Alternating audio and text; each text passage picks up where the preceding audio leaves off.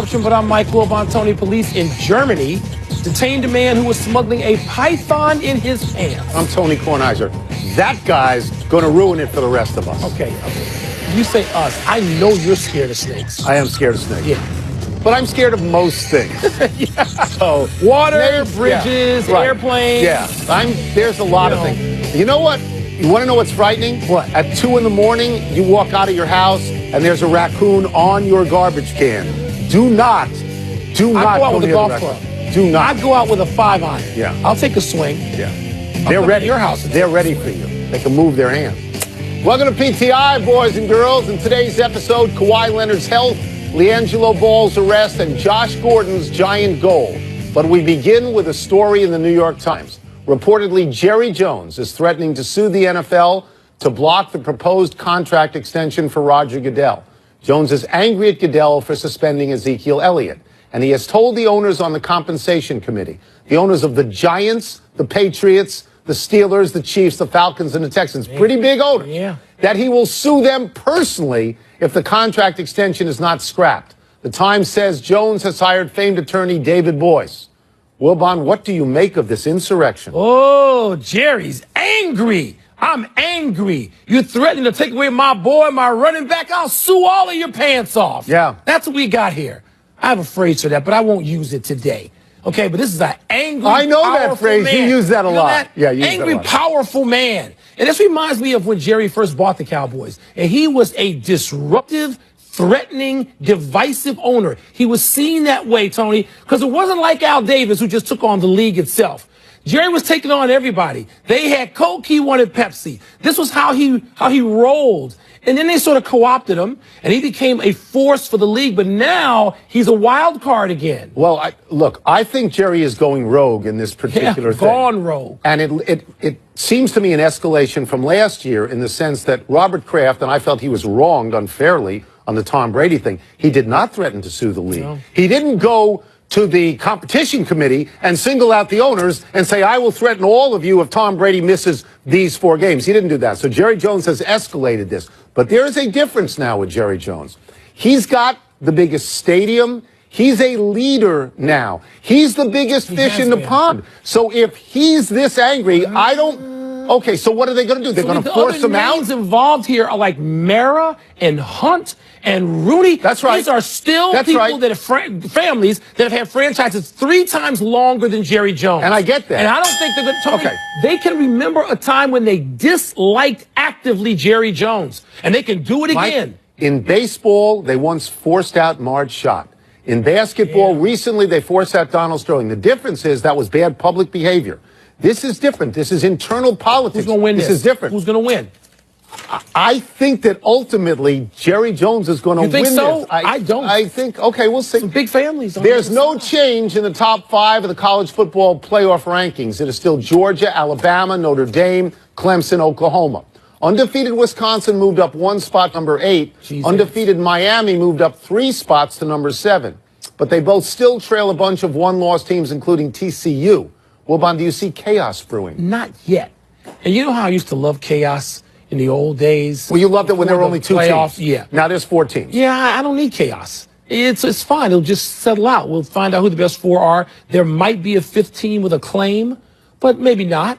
But no, I don't. Tony, we got games. This weekend alone will help decide some of these things, or could help decide a lot of them. Certainly. I mean, Notre Dame, Miami, one of them is out for the most part. That's right. So Wisconsin has to keep winning. So you have some conditions, the whole TCU Oklahoma thing. One of them. This is a big weekend, a big Saturday for settling some of the issues. We can both agree, I think, that a 2-loss team will not make the playoffs.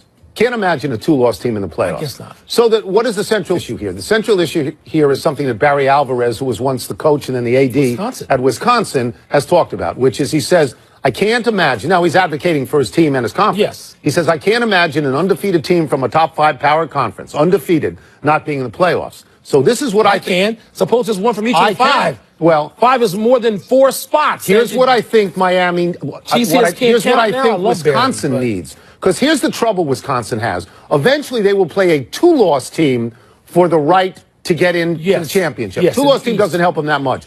I think they need Miami to beat Notre Dame. to get Notre Dame to 2 losses, and then Clemson plays Miami, and the loser of that is out. And that's the way Wisconsin gets in, maybe. I think Barry Alvarez's comments aside, and of course he's lobbying for his... And he should. He should.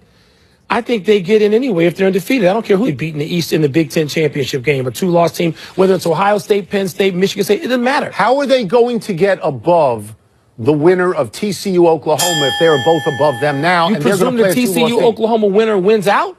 They got no more games? Yes. No, I presume that. Well, you presume Wisconsin wins out, so yes, I presume that. But here's the deal. Wisconsin loses, get them out of here. I think Wisconsin needs Miami to beat Notre Dame. I think they need that. I don't think that will happen, though. Kawhi Leonard still has not played a minute for the San Antonio Spurs, and now Greg Popovich is saying that Leonard, due to an injured quad, won't be playing anytime soon.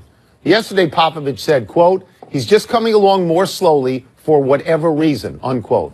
Wilbon, big deal, little deal, no deal. Huge deal. Huge deal. Kawhi Leonard for 2 straight years has been, well, I don't know where he was when everybody else was battling on mine. He was first team All-NBA. First team. That means only one forward in the game has been better than Kawhi Leonard the last 2 years. LeBron James. That's right. And so with Kevin Durant, the 3 of them are right there. But Kawhi Leonard, Tony, when you're missing that kind of star, I know they're 7-4. I know there are people like Danny Green who have stepped up. Not that you know he's 40 years old. He's playing great. Tony Parker apparently is going to come back earlier than anybody thought. I love Tony Parker. Well, but if more you importantly, don't have, earlier than Kawhi Leonard. I know. But if you don't have Kawhi Leonard out there for the bulk of your season, you're not going to be able to make a dent. And I hope that means at least he gets in there sometime mid-January, maybe. See, I look at all of these injuries, particularly the mysterious injuries, through the prism of Andrew Luck, a guy of whom it was said, okay, well, he won't be ready for training camp. Okay, well, he won't be ready for the first game. Okay, well, now he's not going to be ready at all. Now, Kawhi Leonard, I'm not saying it's as bad as that, right, but that's the way I look at things now. And if I'm the owner of a team, and that's why we normally slam Irsay, if I'm the owner of a team, I go, well, what's going on? Because we make the assumption that because these guys are fabulous athletes, that their bodies with rest and rehab are going to be fine. Sometimes they aren't. Sometimes the injury is more serious, Tony, and they need Kawhi Leonard. I mean, there's no other way to answer this question other than it's an enormous deal, particularly when you have Oklahoma City. I know they're struggling a little bit now. You got Golden State. You got Minnesota on the rise. You got teams in the West to contend with. And San Antonio, which still has title aspirations, they hang on their best player, Kawhi Leonard. Forget the handicapping for a second. Can you see him not playing at all this year in the way we see Andrew Luck? Not yet. Not yet, Tony. See, he's 6'7", and he runs like a gazelle. He's got a freakish body. What if he doesn't heal normally? Well, what if he heals in a strange way? He hasn't been hurt a lot so far. And so you're looking at this, but neither had Andrew Luck, right? He doesn't take the shots Andrew Luck is taking. I'm reluctant to use that as a standard. That's how I now look at all these things. Okay. The update from Shanghai is that the 3 UCLA basketball players arrested for shoplifting sunglasses, including LiAngelo Ball, are out on bail, but essentially under house arrest in their luxurious team hotel. They have, not surprisingly, been ruled out of Friday night's game with Georgia Tech. Daddy Ball and his wife are there in Hangzhou shooting their Facebook reality show, Ball in the Family. I bet you like that, Tone. It's a good name. Where LeVar told reporters, quote, it ain't that big a deal, close quote. Tony, your thoughts? My immediate thought when I heard about this was, if this is true, how stupid can you be? You are in a foreign country that is not a democracy. You do not know the rules there. You can be locked up. They can throw away the key. You have no access to your lawyers in the United States. Because why? Because you're not in the United States. And you're stealing sunglasses? How stupid can you be? Yeah. How about this, Tony? How unaware? Teenagers, and we're talking about teenagers here, what do they know about a communist country anymore? What do they know about a non-democracy? What do they know when they see a mall with a Sunglass Hut or a Fendi or a Prada or the same stuff they see in SoCal, dude? What would they know the difference is between China? You think they read it in the morning New York Times? No, I don't think they didn't. Or the LA Times because they didn't. Because they're there to play basketball, so they don't know that. They think it's just another road trip. How aware are we as Americans? Now, these are allegations. That's all they are allegations. That's right. If they're true, this is Ryan Lochte. This is one more time, maybe without the lying, but this is one more time where America looks bad. The saving grace for them is the entire State Department is in China now with the president, and maybe that helps them. Saving grace? But well, I think they can pull more. I think they have a better chance of pulling strings. You think they find LeVar Ball like them?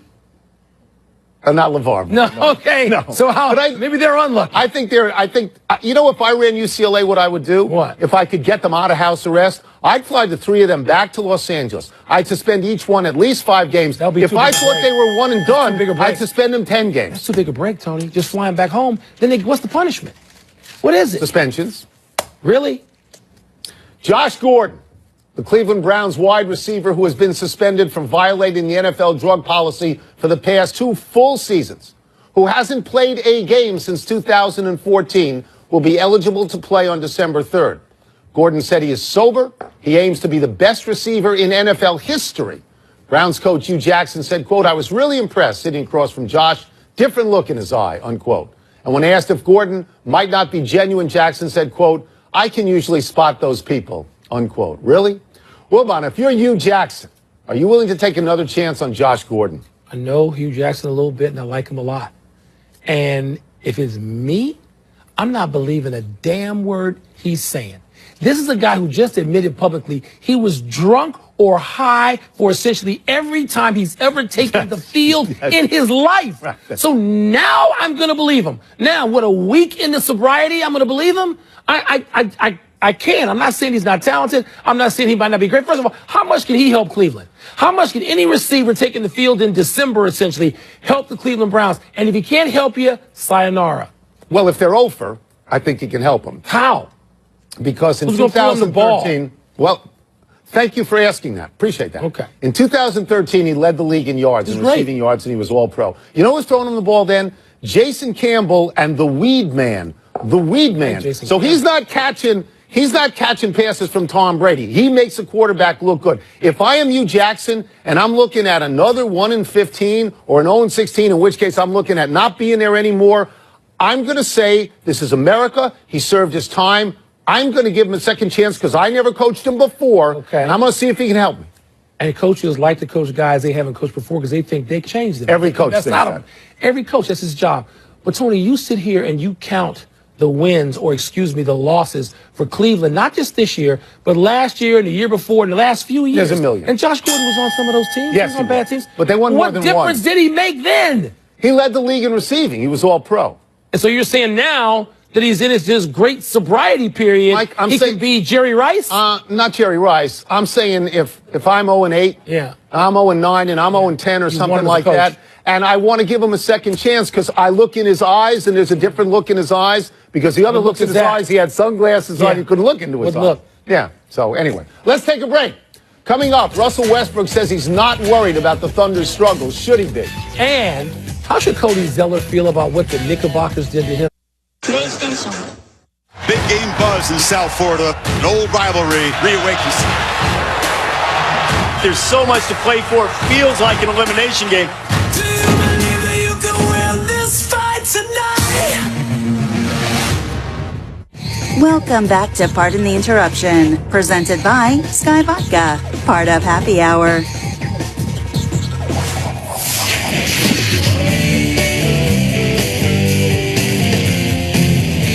You may not know this, but I am an honorary doctor of humane letters. Really? You put letters together and you get words.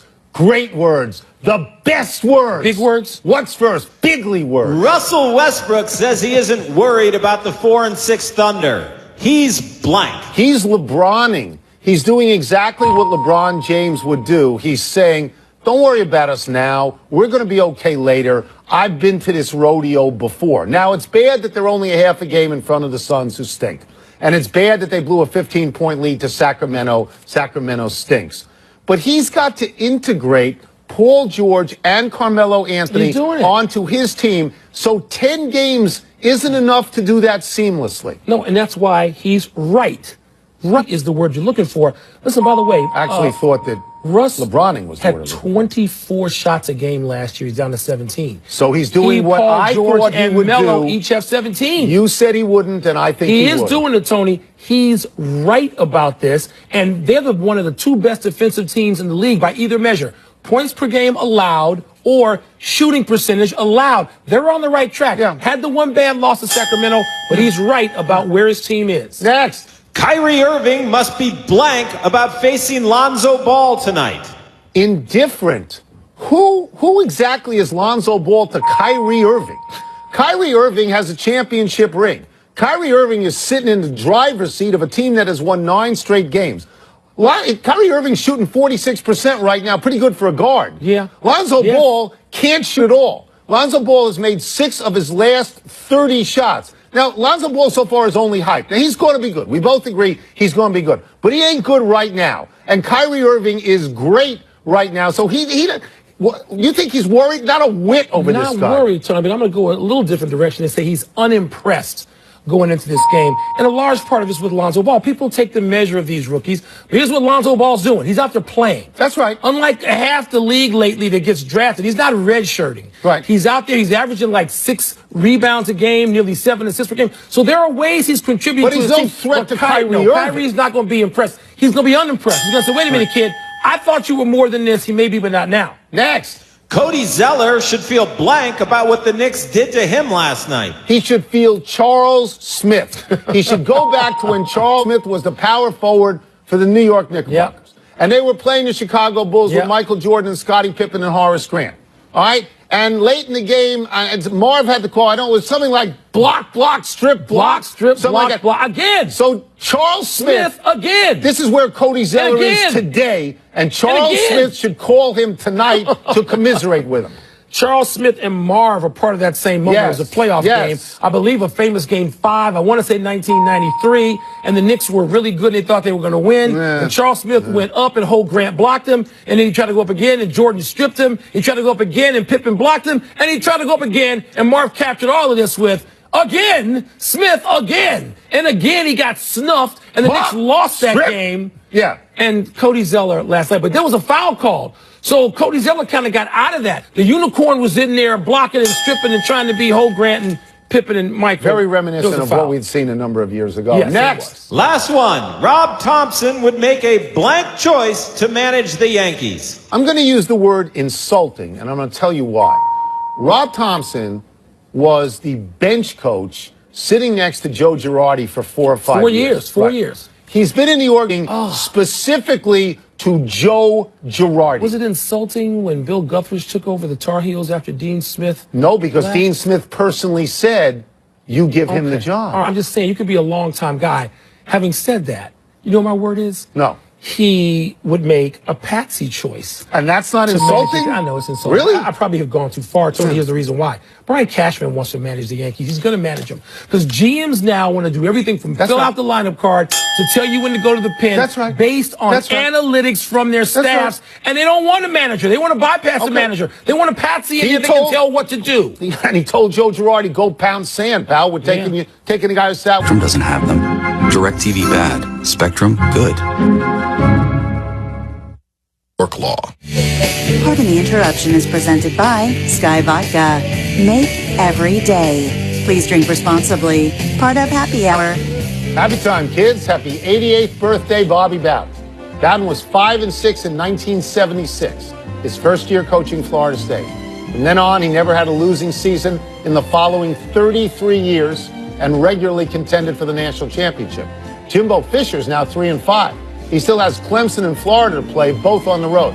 Well, Bob, you think Jimbo regrets not taking the LSU job? I don't know how well he would have done there, but Tony, Bowden just looks better and better and better as a game coach week to week, year to year, doesn't he? Yes, decade to decade. Happy anniversary, Antonio Brown. On this day 2 years ago, you set 2 Steelers franchise records with 17 catches for 284 yards in a close win over the Raiders. This is a franchise with Lynn Swann, John Stallworth, and Hines Ward. So when you have the most catches and the most yards, you're passing great receivers. If you had asked me, just give me the numbers and who owns this record, I would have gone with one of the first 3, right? Me too. Probably Stallworth. Yeah. A possible happy trails to Bruce Pearl. ESPN is reporting that the Auburn basketball coach is refusing to cooperate in the school's internal investigation into his program, and that his job is in jeopardy if he doesn't. Former Auburn associate head coach Chuck Person arrested on September 26th as part of the FBI's investigation into college basketball corruption. The day that story was broken and Chuck Person's name was involved and Auburn was involved, you can't say that Rick Pitino couldn't know and say the opposite thing about Bruce Pearl. I mean, at some point, you have to take accountability as the head coach for what happens under your watch. We have to declare that we like Bruce Pearl Yes, we very, do. very much, but we're not going to defend something that we think, if proven, is indefensible. That's right. Yeah. You can't One do it. omission. The Packers have released tight end Martellus Bennett, who I know you like. I like Martellus Bennett. He had said, though, but if you don't have your quarterback, your veteran quarterback, you don't really need Marty, do you? No. Big finish. Giants owner John Mara has reportedly directed the front office to look at top college quarterbacks. Significant? What's Eli, 36 years 36. old? It's going to come a time, and that time seems to have come. Leonard Fournette apologized for being deactivated last Sunday after missing a team photo. Your thoughts? He's a rookie. He's got to go to everything. They were right in deactivating him, even though he's the best runner. Rookie was only one They game. were right. The And they Sixers won beat without the Jazz. They won 5 straight. You impressed?